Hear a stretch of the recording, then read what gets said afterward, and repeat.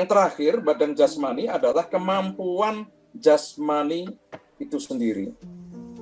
Nah, kemampuan jasmani ini untuk menguji kalau fisiknya sudah bagus, ideal, berat badan tinggi, bagus, maka sampai sejauh mana kemampuan fisik tersebut. Karena untuk menjadi seorang prajurit harus memiliki kemampuan fisik yang prima.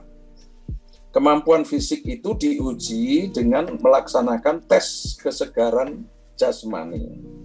Nah, tes kesegaran jasmani itu apa saja?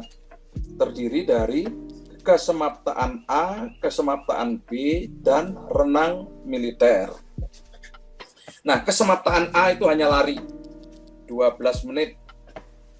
Nah, lari 12 menit, adik-adik ini bisa berapa meter capaiannya gitu. Nah, ini ada semacam sekedar ini aja lah, kayak bocoran gitu.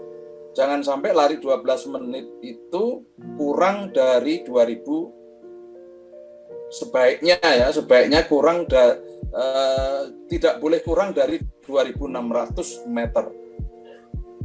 Ya kan? 2.600 meter kalau kita lari di lapangan stadium yang kelasnya nasional atau internasional itu kan shuttle ban di lapangan itu biasanya 400 meter. Maka sebaiknya adik-adik kalau lari 12 menit itu harus bisa minimum 6,5. Itu hanya bisa sekedar nilainya 5,5 itu. Untuk mencapai nilai 6 itu, 6 ya, baru nilai 6 itu kalau sudah 2.700 atau 7 keliling lapangan, itu baru nilainya 6. Untuk kalau bisa mencapai 3.200, nah itu nilainya 100. Tetapi itu memang harus sering dilakukan. Kalau banyak sekali yang saya lihat kalau ada seleksi bagi adik-adik yang mau masuk tentara, nggak dianggapnya sepele dengan berlari itu, cuman lari aja kok.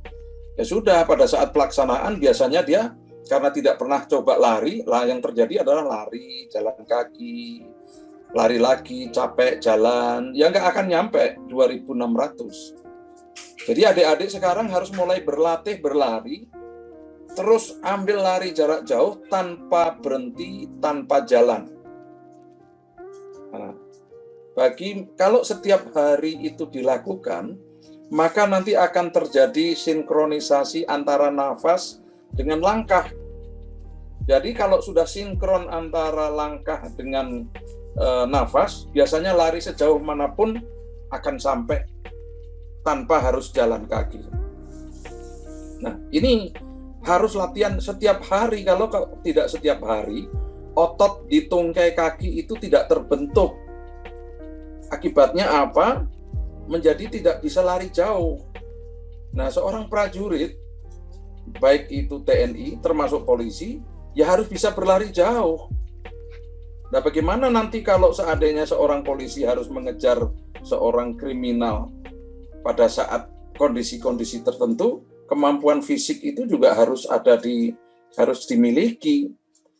Karena nanti di dalam pendidikan itu banyak kegiatan-kegiatan fisik untuk memperkuat fisik kita.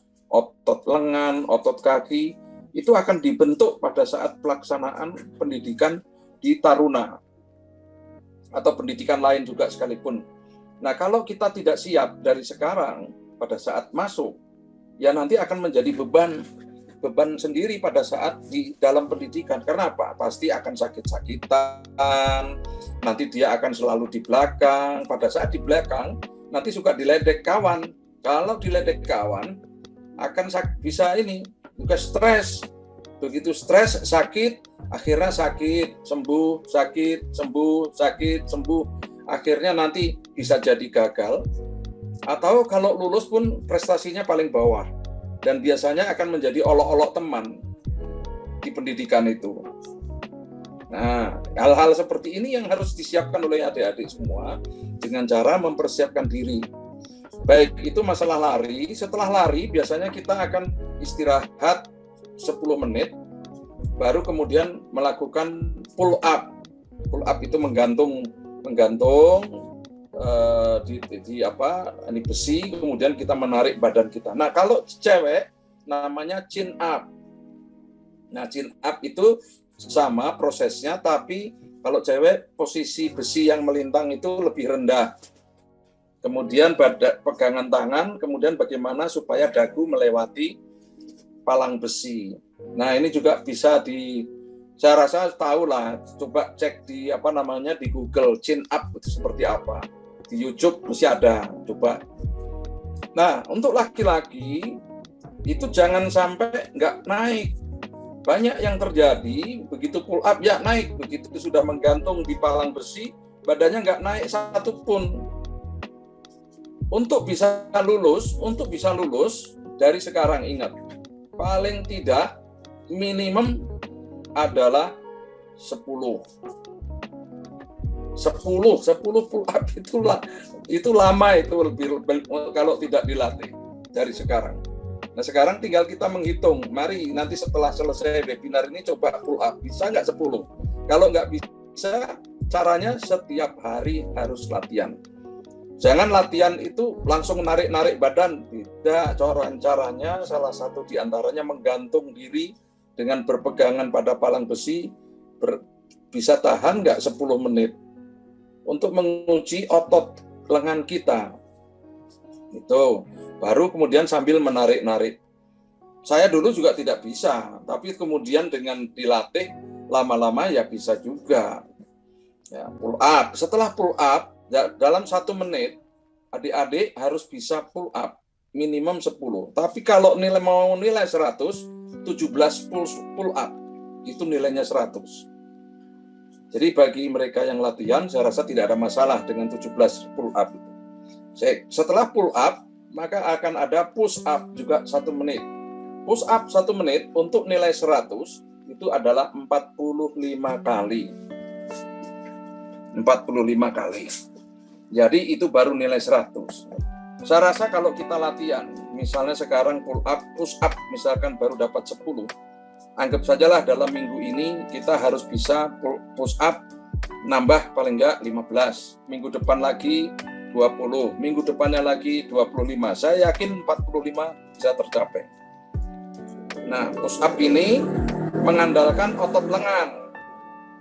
Push up ini kalau di TNI nanti berguna untuk tenaga dorong.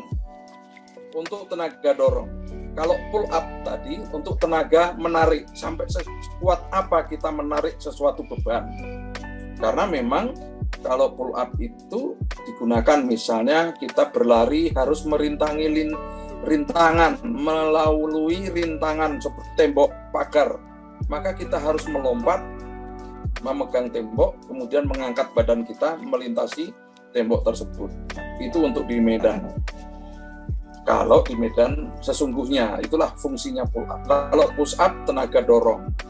Nah, push up paling kecil itu paling ya 35 lah. 35 itu baru nilainya 6 atau 5,5 atau 6. Tetapi yang sempurna 45.